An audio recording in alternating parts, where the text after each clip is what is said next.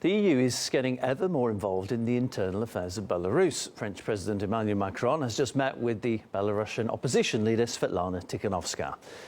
Let's find out more now from our Paris-based correspondent Charlotte Dubinsky joins me on the line now. Charlotte, take us through then. Do we know what was discussed?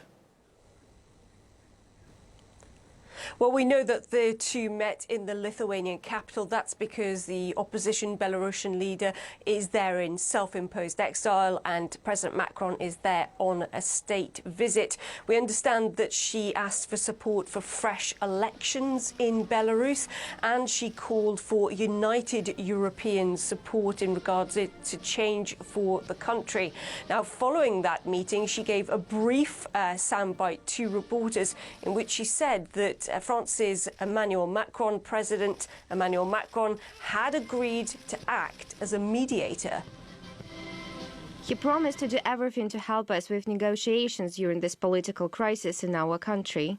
And he will do everything to help us to secure the release of all political prisoners.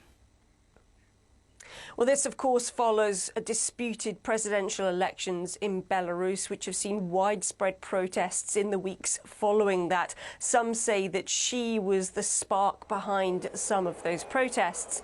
There will be a question if perhaps President Macron is the right person to mediate in this situation, given that he has made his views about Belarusian President Alexander Lukashenko very well known. And on the one hand, President Macron has talked about the fact he doesn't want to see foreign interference in Belarus.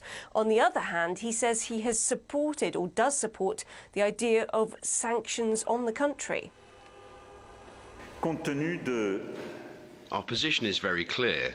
We do not recognise the election of President Lukashenko, and therefore we don't recognise his status as president-elect. As soon as possible, I hope we can take the necessary sanctions, but also re-engage in indispensable mediation. There are diverging opinions on what's happening in Belarus. For example, Russia has given its backing to the new term of Lukashenko. President Putin saying that the changes that have been put forward to the constitution, the reforms in the future, have been outright rejected by opposition leaders. The EU, meanwhile, says it doesn't support what's happening in Belarus. It, in fact, called the inauguration of President Lukashenko being something that was lacking any democratic legitimacy.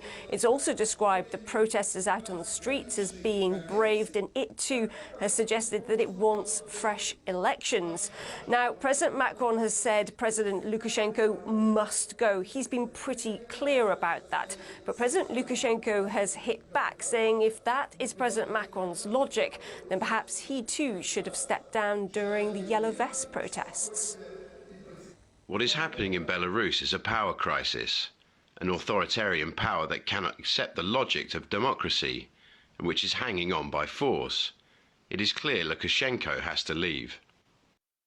Based on the principles of Mr. Macron himself, following his own logic, he should have resigned 2 years ago when the Yellow Vests started to appear on the streets of Paris.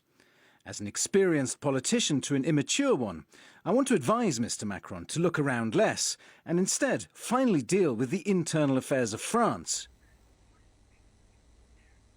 Well, Svetlana Tikhanovskaya gets quite a lot of support, it seems, from Europe, and that meeting with President Macron perhaps marks a change for her. But we do understand that later this week, Belarus will be one of the hot issues of discussion at a European leaders' meeting, where they will be discussing whether they should be placing sanctions on the country.